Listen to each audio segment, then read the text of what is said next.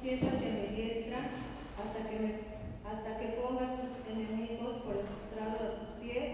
Jehová enviará desde Sión la vara de tu poder. Domina en medio de tus enemigos. Tu pueblo se te ofrecerá voluntariamente en el día de tu poder, en la hermosura de la santidad, desde el seno de la aurora. Tienes tú el rocío de tu juventud. Juró Jehová y no arrepentirá. Tú eres sacerdote para siempre según el orden de Melquisedec. El Señor está a tu diestra, quebrantará a los reyes en el día de su ira. Juzgará entre las naciones, las llenará de cadáveres, quebrantará la cabeza en mucha tierra. Del arroyo beberá en el camino, por lo cual levantará su cabeza. Tenemos la oración de intercesión a cargo de nuestro presbítero Aníbal Pérez Sánchez. Oración de intercesión.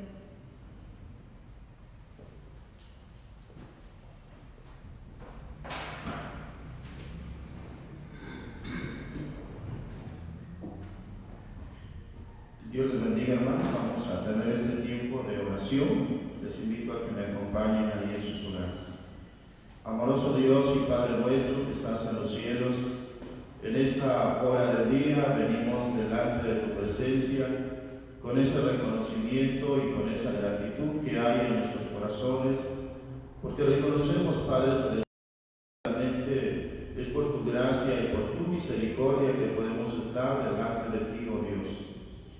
Y es en el nombre de nuestro Señor y Salvador Jesucristo que venimos a poner delante de tus manos en esta hora las necesidades que hay en la vida de tu iglesia, Jesús Salvador, y en la vida en particular de cada una de las familias que la componen.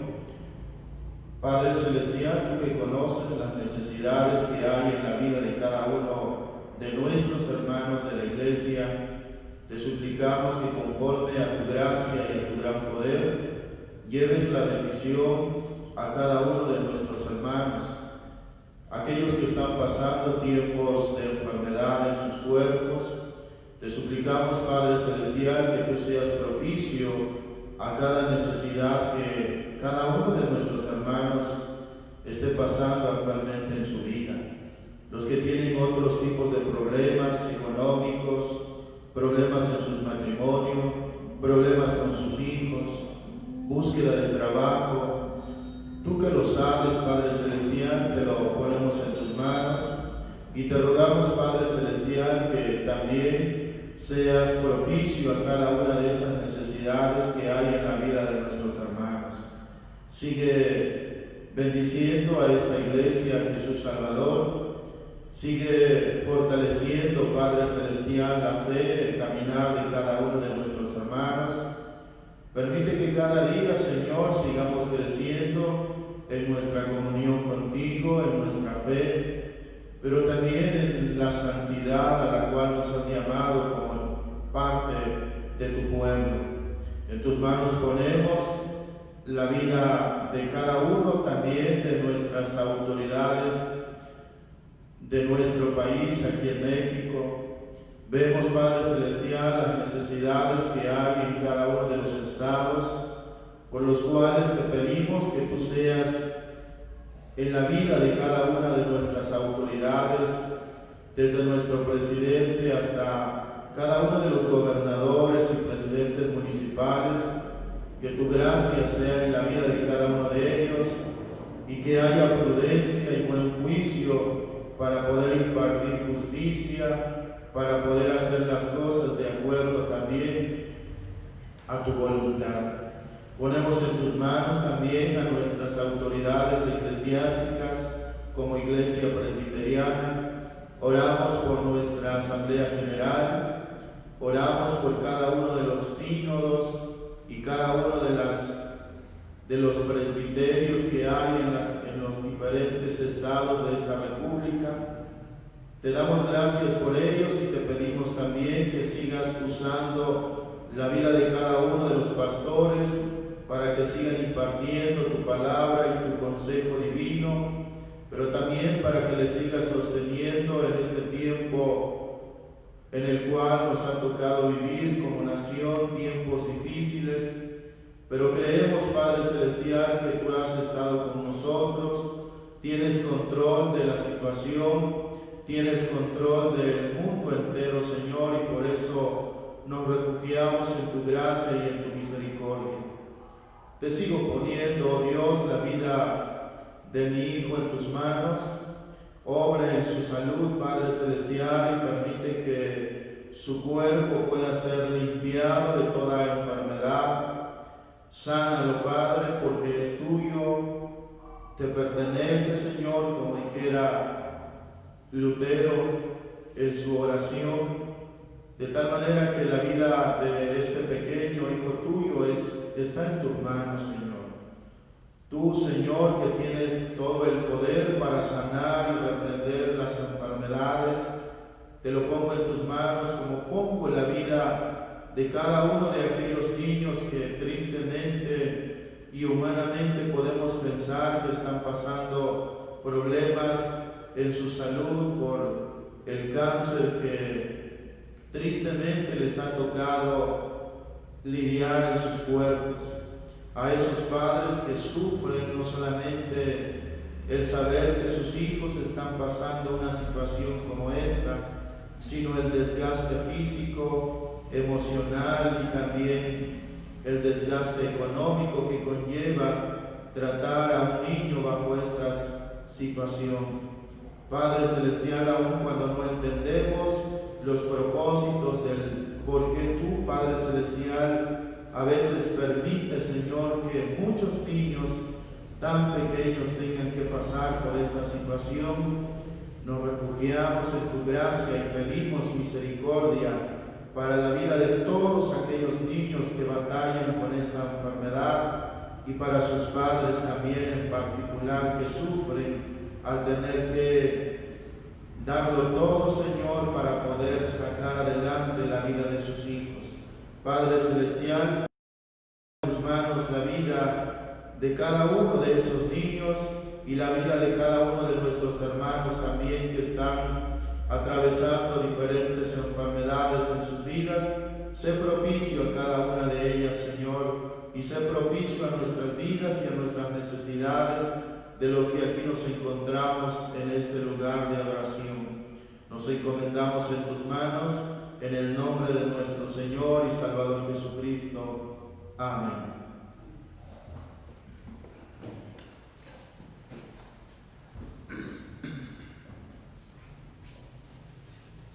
Buscamos la lectura en Hechos, capítulo 10, del versículo 24 al 48.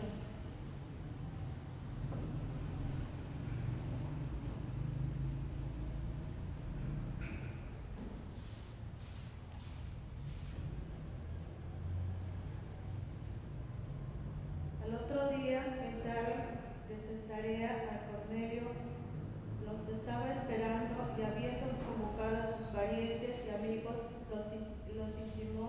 Cuando Pedro entró, salió Cornelio a recibirle, postrándose a sus pies, adoró.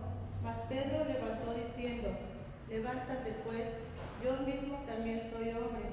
Y hablando con él, entró y halló a muchos que habían reunido.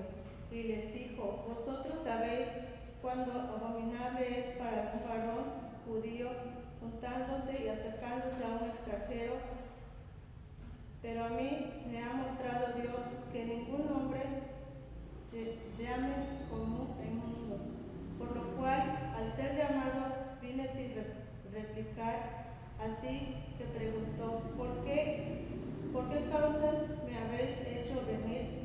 Entonces Cornelio dijo: Hace 4 días que a esta hora yo estaba en ayunas y a la hora 9, mientras oraba en la casa, vi que se puso delante de mí un varón con vestidura blanca, resplandeciente, y dijo: Cornelio, tu oración ha sido oída y tus limosnas han sido recordadas delante de Dios.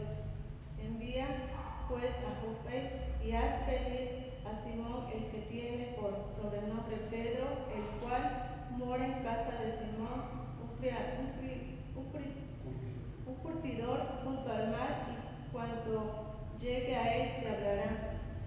Así que luego envié por ti y has hecho bien en venir.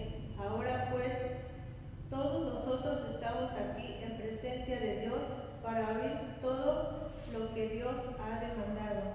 Entonces Pedro, abriendo la boca, dijo: en verdad comprendo, Dios no hace acepción de persona, sino que en toda nación se agrada del que teme y hace justicia.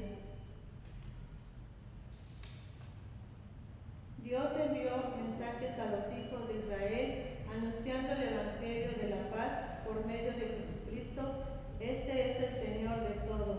Vosotros sabéis lo que se divulgó por toda Judea, comenzando después del bautismo, predicó Juan, cómo Dios ungió con el Espíritu Santo y con poder de Jesús de Nazaret, y cómo éste anduvo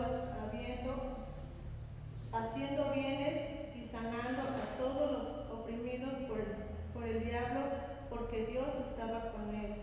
Nosotros somos testigos de todas las cosas que Jesús hizo en la tierra de Judea y en Jerusalén, y a quien mataron colgando en un madero. A este levantó Dios al tercer día e hizo que se manifestase, no a todo el pueblo, sino a los testigos que Dios había ordenado de antemano a nosotros, que comimos y bebimos con él después que resucitó de los muertos. Y nos mandó que predicásemos al pueblo, testificásemos que Él es el Dios, ha puesto por juez vivos y muertos. De este dan testimonio todos los profetas, que todos los que en él creen, y saliendo le seguían, pero no sabía que era en verdad lo que hacía el ángel, sino que pensaba que veía una visión. Mientras aún hablaba Pedro, estas palabras, el Espíritu Santo cayó sobre todos los que oían el discurso, y la disposición que habían venido con Pedro se quedaron atónitos de que también sobre los gentiles se derramase el don del Espíritu Santo, porque los oían que hablaban en lenguas y que magnificaban a Dios. Entonces respondió Pedro: ¿puede acaso alguno impedir el agua para que no sean bautizados estos que han recibido el Espíritu Santo también como nosotros? Y mandó bautizar en el nombre del Señor Jesús. Entonces le rogaron que se quedase por algunos días. Amén. Tenemos el mensaje a cargo de nuestro presbítero Aníbal Pérez Sánchez con el tema Creemos en Jesucristo.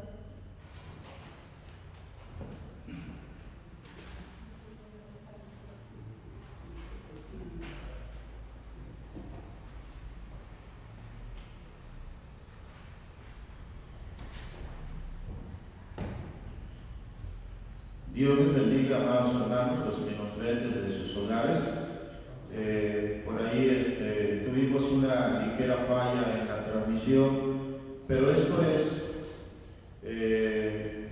recordemos que nuestro sistema del internet no siempre es confiable, a veces sí se nos presentan situaciones como estas, pero lo importante es que continuamos con el culto al Señor en esta hora, y les invito a que oremos al Señor para que Él continúe guiando este tiempo de oración. Buen Dios y Padre Celestial, gracias te damos porque tú controlas todas las cosas. Tu soberanía es en todo lo que hay en el cielo y en la tierra.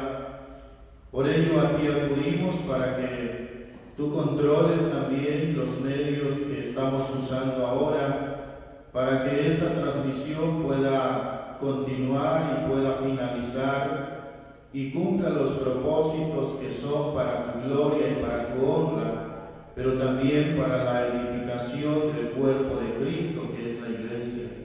En esta hora también nos acercamos pidiéndote la dirección del Espíritu Santo para que la meditación de tu palabra llegue a confortar nuestra vida de fe y llegue a ser una medicina para el alma de todos los que en esta hora podamos escucharnos en este momento. Gracias te damos en el nombre de Cristo Jesús. Amén.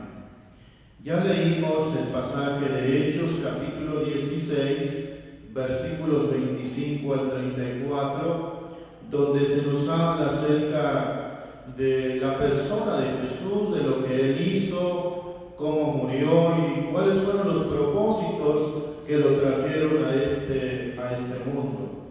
Nuestro tema de hoy se titula Creemos en Jesucristo. Recordemos que el domingo pasado hablábamos acerca de creemos en Dios el Padre. Ahora veamos la segunda persona de la divinidad que concierne a la persona de Jesús. El segundo párrafo del credo de los apóstoles habla acerca de Dios el Hijo. El segundo párrafo es más largo que los otros dos párrafos. Esto se debe porque los debates más importantes de la iglesia primitiva se relacionaban con la persona de Jesús.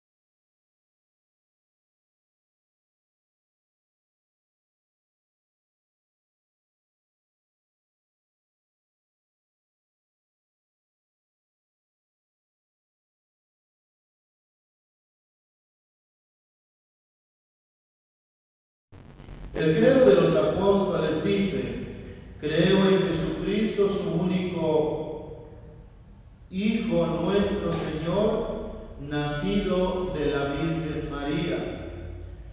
Esta concisa afirmación indica que Jesús de Nazaret era tanto humano, hijo de María, como divino, hijo de Dios. Esta es una afirmación que lo encontramos en el credo de los apóstoles. Y bajo este principio de la persona de Cristo o quién es Él, podemos ver algunas características de Él, como por ejemplo la humanidad de Jesús. Los evangelios sostienen claramente que Jesús tuvo un cuerpo humano que experimentaba las angustias como lo puede ser el hambre y la sed. ¿Qué tan importante es saber esto, amados hermanos? El hecho de saber que la palabra de Dios declara que nuestro Señor Jesucristo experimentó tanto las angustias del hambre y la sed, nos dan la seguridad de que Él no es indiferente a la necesidad que nosotros pudiésemos pasar hoy en día como seres humanos. Jesucristo sabe muy bien cuál es la angustia, cuál es la necesidad por la que pasa hoy en día su iglesia. Jesús experimentaba emociones humanas también, es decir, derramó lágrimas ante la tumba de Lázaro y lloró por la falta de arrepentimiento de la nación de Jerusalén, además de su cuerpo humano y de las emociones que experimentaba nuestro Señor Jesucristo. Tenía un espíritu humano también, es decir, mantuvo comunión con su Padre Celestial y buscaba a menudo el estar solo con el fin de orar. Esto es muy importante porque los evangelios describen que así como experimentó el hambre, la sed, las angustias que usted y yo podemos experimentar en la vida, Biblia, de la persona de Jesús también aprendemos que mantuvo una comunión estrecha con su Padre Celestial, acostumbrando a estar a solas para orar. Si Jesucristo, el Hijo de Dios, mantuvo esa relación estrecha, cuanto más nosotros debemos orar, debemos también mantener una comunicación muy cercana con nuestro Padre Celestial. Primera de Timoteo capítulo 2 versículo 5 dice: solo hay un Dios y solo hay uno que puede ponernos en paz con Dios, Jesucristo el hombre. No cabe duda entonces de que se trataba de Jesucristo hombre. La palabra del Señor nos deja muy claro que solamente hay un Dios que se ha manifestado a través de tres divinas personas, pero que son iguales en poder y en esencia. Pero también la Biblia deja muy claro que solamente hay uno que nos puede poner en buena relación con Dios, en paz con Él, y este alguien es Jesucristo, hombre. El credo entonces de los apóstoles nos enseña acerca de la humanidad de Jesús. Otra característica de la persona de Cristo o de quien es Él es el nacimiento virginal de Jesús. El credo de los apóstoles también menciona los orígenes de la humanidad de Jesús, es decir, fue concebido por el poder del Espíritu Santo y nacido de la Virgen María. Lucas capítulo 1, versículos 35 dice: el ángel le contestó: el Espíritu Santo se acercará a ti, es decir, a María, el Dios Altísimo te cubrirá con su poder, por eso el niño vivirá completamente dedicado a Dios y será llamado Hijo de Dios. Este versículo se refiere tanto a la concepción como al nacimiento de Jesús, es decir, su humanidad se remonta a la madre humana de la que nació, es decir, María, y su deidad o divinidad y su condición sin pecado al Espíritu Santo que le hizo sombra. La palabra de Dios entonces nos habla de que el nacimiento de Jesucristo es algo divino, algo providencial que Dios en su sola soberanía proveyó. Otra característica de la persona de Jesús es también la deidad de Él. Por ejemplo, el credo de los apóstoles se refiere a Jesús no solo como el Hijo de María, sino como el Hijo de Dios. De hecho, su único Hijo, nuestro Señor Jesucristo.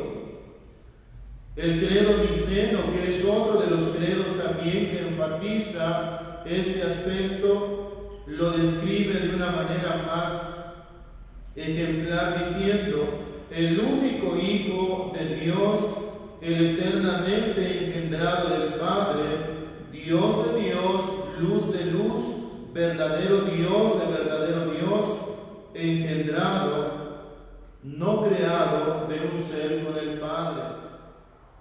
No podemos entonces dividir la deidad de Jesucristo con la deidad del Padre.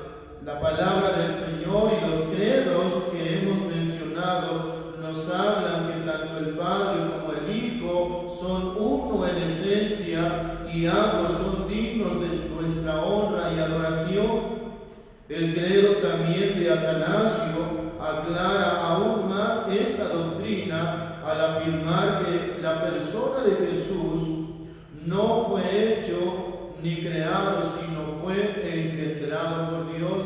Es decir, que la concepción de Dios a través de la obra del Espíritu Santo fue una obra que Dios creó en la persona de María.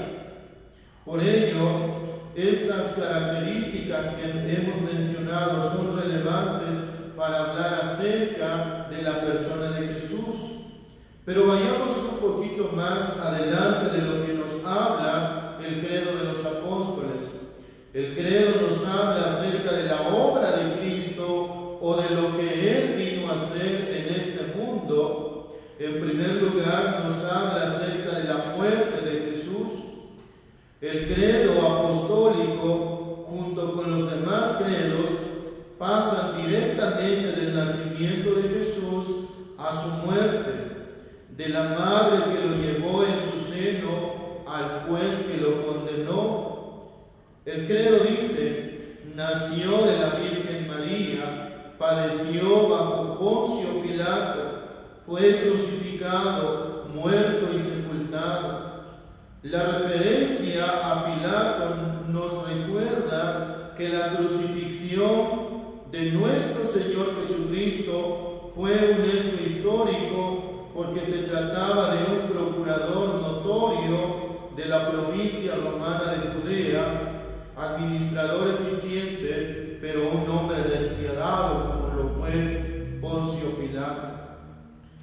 El salto del nacimiento a la muerte de Jesús demuestra su centralidad, es decir, nació para morir.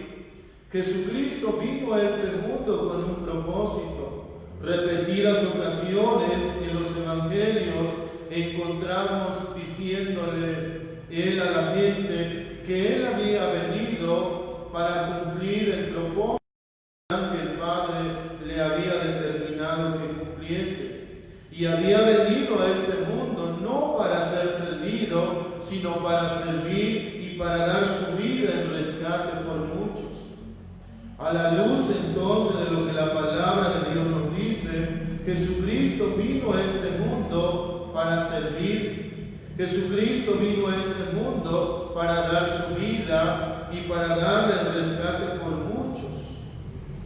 Siguiendo este mismo espíritu del ministerio de Jesús, la iglesia de hoy en día también ha sido llamada no para ser servida, sino para servir, para seguir y reproducir el mismo ministerio que Jesucristo vino a hacer en rescate por la iglesia que Él ha comprado con su sangre.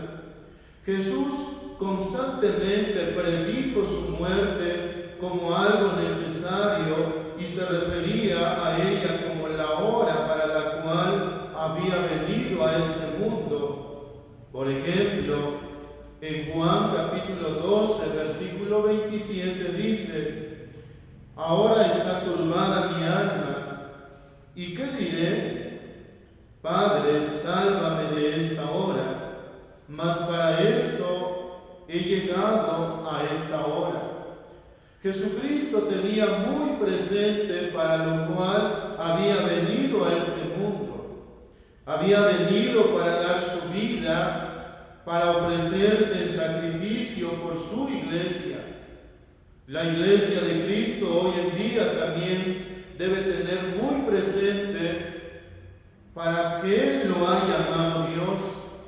No solamente lo ha llamado para ser una iglesia espectadora y protagonista de sí mismo.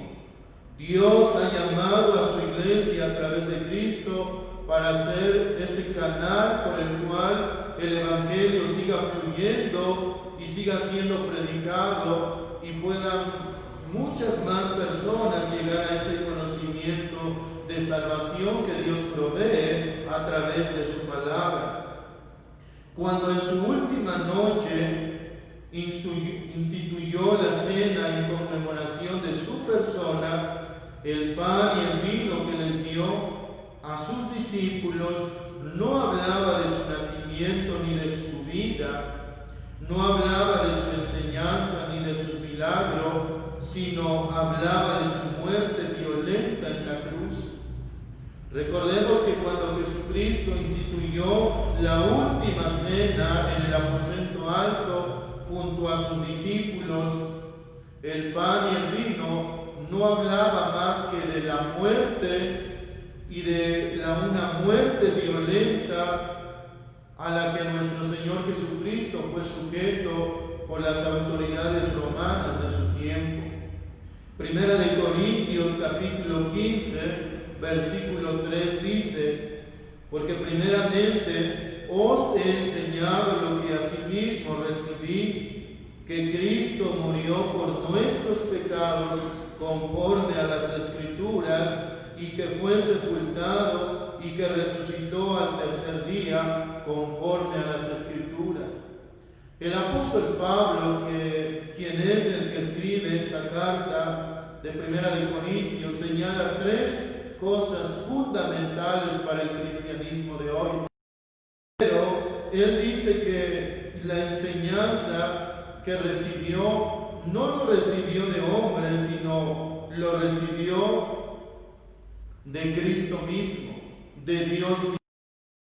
En segundo lugar, dice que Cristo murió por nuestros pecados, pero acentúa el hecho de que esto sucedió conforme a lo que estaba establecido en las Santas Escrituras. Tercero, afirma que fue sepultado y que fue resucitado al tercer día, pero también conforme a lo que se había profetizado en las Santas Escrituras. Es de resaltar entonces que todo lo que Cristo vino a hacer en este mundo, desde su nacimiento, su muerte, resurrección, todo estaba siendo profetizado en las Escrituras antes de que Él viniera. De tal manera que todo este hecho en la persona de Jesús es algo que la misma palabra del Señor lo afirma como una verdad. Por ejemplo, en Gálatas capítulo 6, versículo 14, Primera de Corintios capítulo 2 y versículo 2, el apóstol Pablo escribió diciendo: pero lejos esté de mí gloriarme, sino en la cruz de nuestro Señor Jesucristo, por quien el mundo me es crucificado a mí y yo al mundo, pues me propuse no saber entre vosotros cosa alguna, sino a Jesucristo y a este crucificado. A la luz de estos pasajes de la Biblia, no es un accidente que el símbolo del cristianismo hoy en día sea la cruz, porque es a través de una cruz que nuestro Señor y Salvador Jesucristo clavó nuestros pecados y nos trajo redención por su sangre. Pablo escribe a los Gálatas y a la iglesia de Corinto, dice: lejos de mí esté el gloriarme, que no sea en la cruz de Cristo y en predicar el mensaje de salvación. Este es un llamado también para la iglesia hoy en día. Lejos esté de la iglesia de Cristo el jactarse y en vanagloriarse en otras cosas que no sea en la cruz y en el mensaje que hemos sido invitados a predicar acerca de este mensaje de la cruz. Hay una pregunta que pudiésemos hacer en esta hora: ¿por qué murió Cristo? ¿Será que nuestro Señor Jesucristo murió porque no le quedaba de otra? De acuerdo a las Santas Escrituras, en Hechos capítulo 2, versículos 23, Hechos capítulo 3, versículos 13 al 15 y Hechos 4, 27, nos dice que murió como mártir para su propia grandeza. Pero también estos pasajes nos dicen que murió como víctima de mentes pequeñas y corazones perversos. La palabra del Señor nos deja muy claro que la muerte de Jesucristo fue algo que también nos deja ver que murió como un mártir, pero para su propia exaltación. Pero también no deja de mencionar que murió como parte de corazones que eran completamente perversos. Primera de Pedro, capítulo 2, versículos 21 al 23, nos dice que también murió para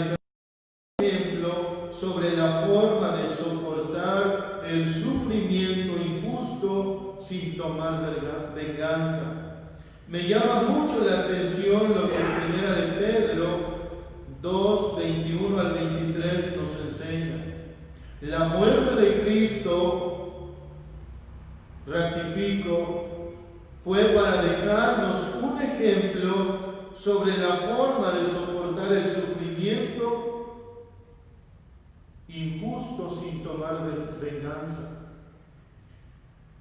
Cuando el cristiano sufre enfermedad, problema o algún otro tipo de angustia, ¿cómo nos desesperamos? ¿Cómo nos angustiamos y queremos que esto cambie automáticamente?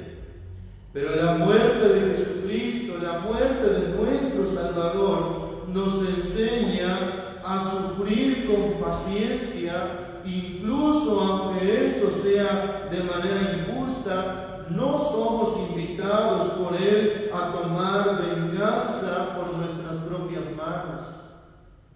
Por ejemplo, Romanos capítulo 5, versículo 8 y 1 de Juan 4:10 nos dice que murió para revelar el inagotable amor de Dios. La muerte de Cristo es para esto. Te revela lo mucho que Dios nos ama. Nos revela lo inmenso que es el amor de Dios para con el hombre. Primera de Pedro 2:24 nos dice que murió como nuestro representante, de modo que como Él murió y resucitó, nosotros mismos debemos morir al pecado y vivir para la justicia. Cada día tenemos un nuevo compromiso.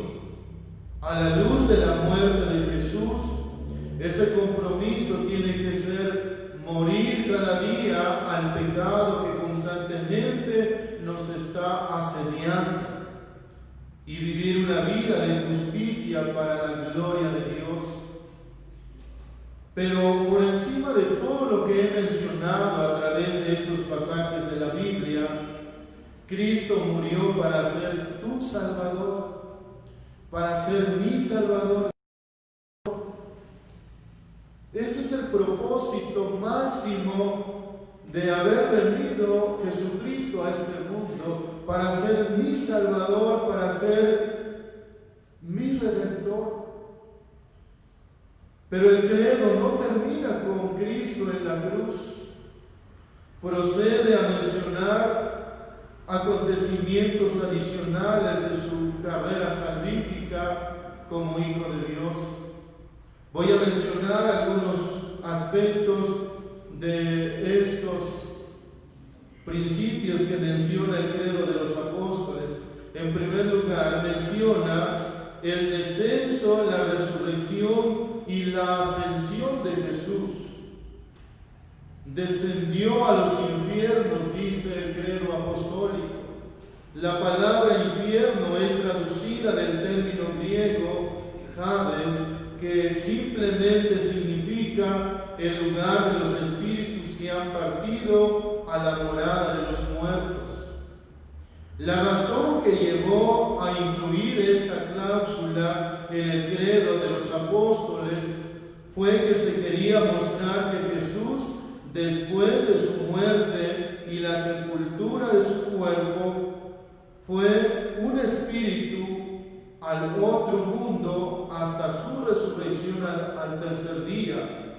Fue allí en parte para anunciar la gran victoria que había obtenido en la cruz y en parte para asegurarnos de que Él conoció todas las experiencias que son parte de nuestra humanidad, incluidos la muerte y el Hades, lo que por consiguiente no debería ser motivo de temor para usted y para mí como creyentes en Jesucristo.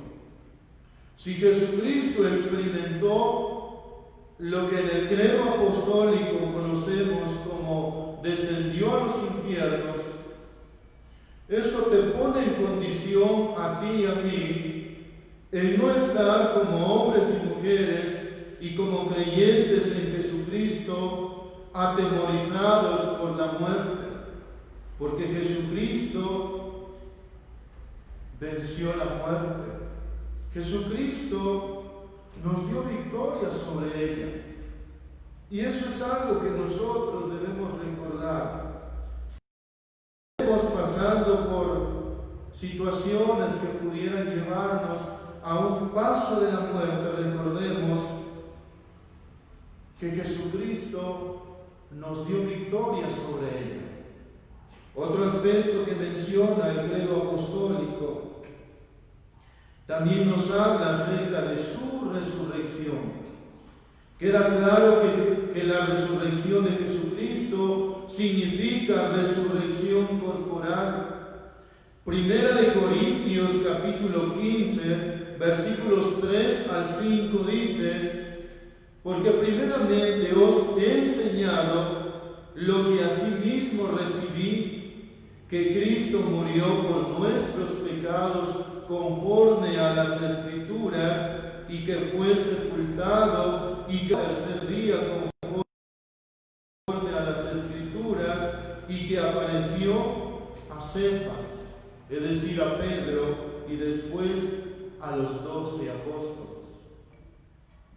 La palabra del Señor también deja muy claro que la resurrección de Jesucristo no es algo que no se haya efectuado. La resurrección de Cristo es un hecho verídico y comprobado, por lo que las Escrituras señalan que Jesucristo al tercer día resucitó conforme a lo que se había profetizado en las Escrituras, y que primeramente se le apareció a Pedro y posteriormente a los 12, y la Biblia sigue hablando de que se le apareció a muchas otras multitudes y finalmente a más de 500 personas.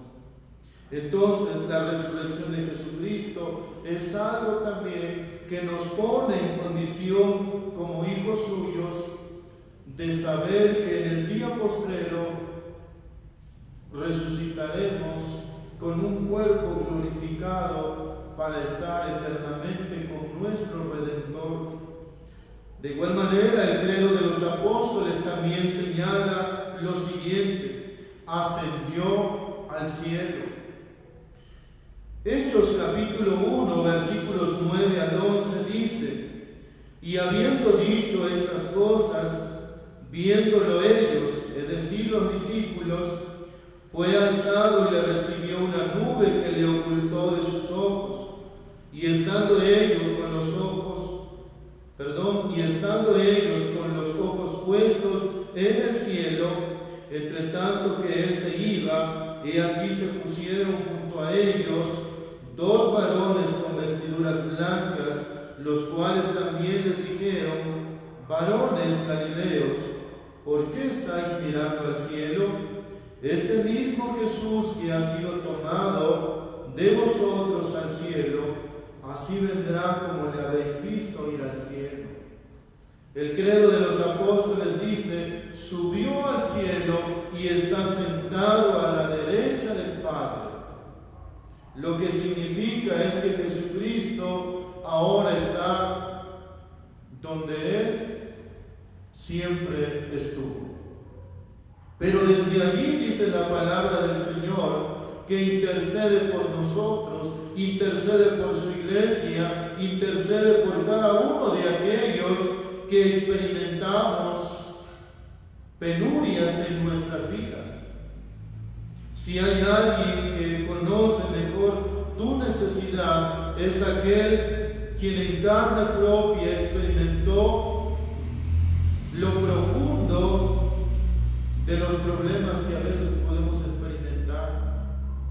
Creo que hacemos mal como hombres y especialmente como creyentes, que cuando pasamos un problema en nuestra vida, a veces corremos a alguien a contárselo. No que esté mal, pero a quien debemos contarle en primer lugar nuestras penas, nuestras angustias, es aquel que conoce mejor nuestra situación. Aquel que conoce el dolor por el cual usted y yo pudiésemos estar pasando en la vida. Y está allí, dice la Escritura, a la derecha del Padre para interceder por cada uno de los que Él ha llamado a ser su iglesia. Otro aspecto que también señala el credo apostólico es la posición actual y el regreso de Jesús. El credo de los apóstoles señala que Cristo está sentado a la diestra del Padre. Hebreos capítulo 10, versículo 11 al 12 dice: y ciertamente todo sacerdote está día tras día ministrando y ofreciendo muchas veces los mismos sacrificios que nunca pueden quitar los pecados. Pero Cristo, habiendo ofrecido una vez para siempre un solo sacrificio por los pecados, se ha sentado a la diestra de Dios. Hebreos capítulo 10 está recapitulando lo que se hacía en el Antiguo Testamento cuando el sumo sacerdote ministraba cada día en el atrio los holocaustos para que Dios perdonara los pecados del pueblo, cosa que se hacía diariamente y no solamente se hacía de manera diaria, sino que el mismo sacerdote tenía que ofrecer un sacrificio primario por sus propios pecados antes de ofrecer sacrificios por el pueblo. Pero Hebreos está diciendo que Cristo ofreció un solo sacrificio y con ese solo sacrificio hizo perfecto a los que Dios ha llamado para ser su iglesia. Y de allí se ha sentado a la diestra de Dios. Jesús volverá entonces a juzgar a los vivos y a los muertos. La razón para creer que Jesucristo volverá es que Él mismo dijo en Marcos capítulo 14, versículo 62, y Jesús le dijo: yo soy, y veréis al Hijo del Hombre sentado a la diestra del Padre de Dios y viniendo en las nubes del cielo. Hay mucha gente que hoy en día no cree ni en el infierno ni en la segunda venida de Jesús. Pero la palabra del Señor dice: yo soy, y veréis al Hijo del Hombre sentado a la derecha del Padre y viniendo en las nubes del cielo.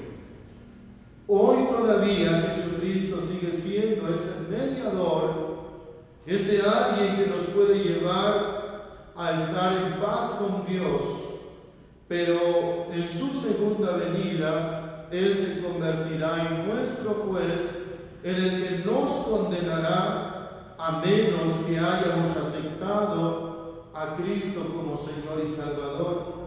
El propósito principal entonces de la segunda venida de Cristo será aplicar a los suyos todas las bendiciones de la salvación que Él ha conquistado para todos aquellos que Él ha llamado.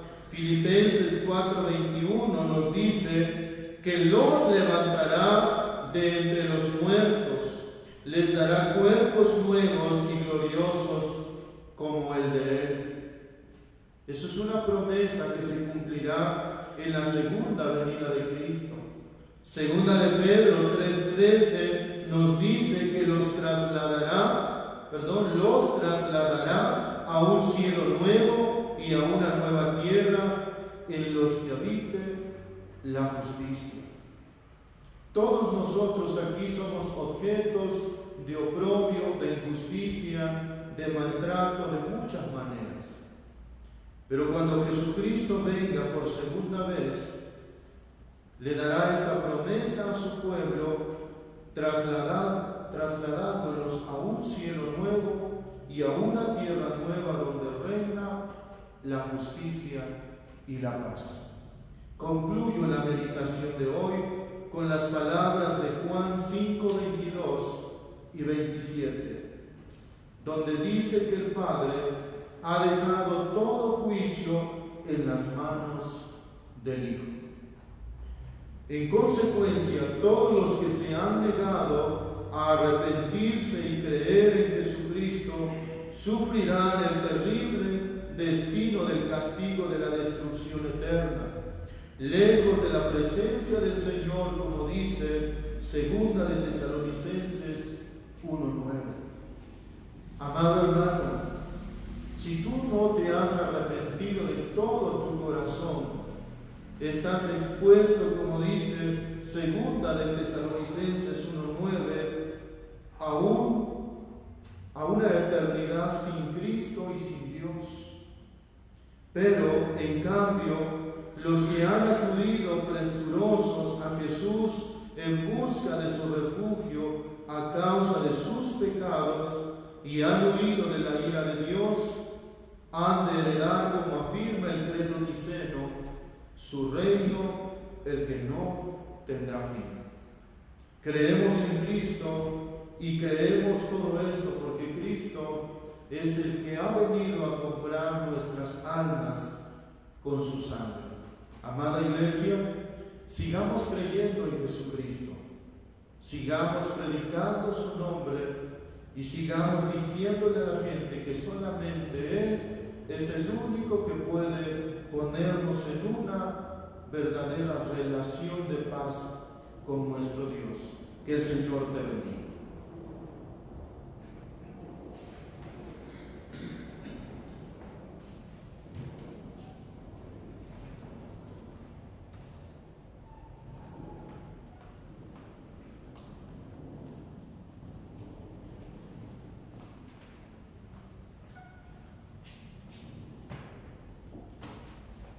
Vamos a tener una palabra de oración para dar gracias por el mensaje. Los invito a que cierren sus ojos. Vamos a orar. Una vez más, amantísimo Padre, amantísimo Dios nuestro, te quiero pedir muy especialmente por la vida de nuestro pastor, porque el Señor es un siervo que te sirve, Señor, al cual tú has dejado a su cargo, como diría simbólicamente, un grupo de ovejas, el cual su trabajo es cuidarlas, velar por ellas, pero un día tú le vas a pedir cuenta, Señor. Él no se puede descuidar ni se puede dormir porque viene, como dice el cuento, el lobo malo y se las arrebata. Y él tiene que dar cuenta, Señor. Ayúdalo en su ministerio, en su vida, con su familia, con su esposa, su hijo. Dale fortaleza, Señor. Él es un ser humano, igual que nosotros, también tiene luchas, tiene pruebas, y Él está también en una batalla, Señor. Como todos nosotros, todos los días estamos en una batalla día tras día, Señor. Porque el apóstol Pablo él mismo lo menciona en su palabra, que estamos en una carrera. Cada día, Señor, estamos luchando, porque tu palabra dice que en el libro de Job dice que si los justos con dificultad se salvan, ¿qué será de los que pecan deliberadamente, Señor? Tú ya cumpliste, Señor, al mandar a nuestro Hijo a tu Hijo Jesucristo, como decía la predicación, a morir por nosotros. El Espíritu Santo, como nos lo prometió nuestro Señor Jesucristo, está cumpliendo, Señor, remendando vidas, reparando vidas, ayudando a todos, Señor, el que tú tienes destinado. Y ahora nos toca a nosotros cumplir nuestra parte, Señor, anunciar tu palabra y vivir una vida conforme a tu voluntad. Quédate pues con nosotros, ayuda a tu iglesia, bendice a mis hermanos aquí presentes y que todos mis hermanos que nos están oyendo, Señor, tengan presente que el amor que tienes para con nosotros es un amor infinito, es el amor más grande. Bendito seas por siempre. Gracias por todo, Señor, gracias por la predicación, gracias por el culto y por todo lo bueno que eres para con nosotros. Por Cristo Jesús. Amén. Es el momento, hermanos, de presentar nuestras ofrendas y nuestros diezmos delante de Dios. Vamos a repetir el texto ahí en sus casas, en sus hogares. Aquí vamos a repetir el texto que es 2 de Corintios 9:7, el cual creo que ya casi todos lo conocemos. Lo vamos a depositar nuestras ofrendas, nuestros diezmos. Posteriormente vamos a hacer una oración para dar gracias por las ofrendas. Entonces repetimos 2 de Corintios 9:7, lo repetimos, que dice así: cada uno dé como propuso en su corazón, no con tristeza o por necesidad, porque Dios ama a toda la gente. Pasemos a depositar nuestras ofrendas.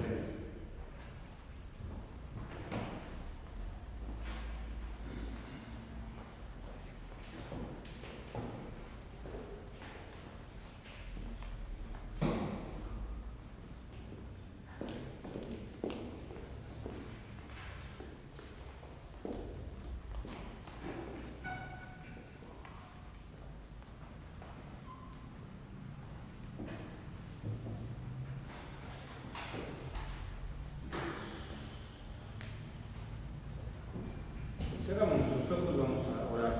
Una vez más, Señor, también te damos gracias, Señor, porque tú tienes a bien, Señor, darnos la vida, darnos la salud. A veces nos quejamos porque no tenemos dinero, cuando tenemos salud, tenemos ojos, tenemos... ¿Cuánta gente no quisiera poder ver? ¿Cuánta gente no quisiera, le falta un pie y nosotros estamos completos? Señor, de verdad que tu amor es tan grande y tan perfecto, pero a veces nosotros, cuando pensamos conforme nuestra mente, a veces delante de ti, Señor, es tan pequeña. Por eso yo te pido, Padre, que nos des una mente como la mente de Cristo. Cristo es el ser perfecto, como bien lo decía la predicación. Cristo es el ser perfecto, la persona perfecta delante de ti. Señor, te pido que nosotros podamos ver las cosas materiales no como un tesoro en el cual tengamos la vista, sino como algo que nos puede ayudar para salir adelante, porque el principal tesoro que tú nos das es tu amor y nuestro Señor Jesucristo.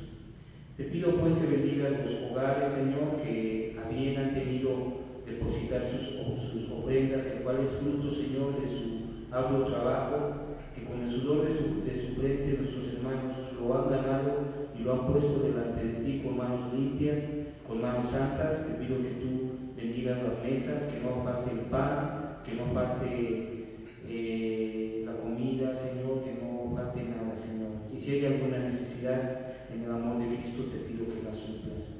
También por nuestra amada Iglesia Jesús Salvador, que todo este dinero, Señor, que se ha depositado, pueda ser utilizado sabiamente, pueda ser administrado sabiamente, para que la obra de Cristo pueda seguir siendo predicada en este lugar. Todo te lo pedimos en el nombre de Cristo Jesús. Amén. Vamos a entonar el himno 165. Es himno para confirmación de la predicación, que es el himno He hallado en Cristo plena salvación, a cargo de nuestro pastor y nuestra hermana Raquel.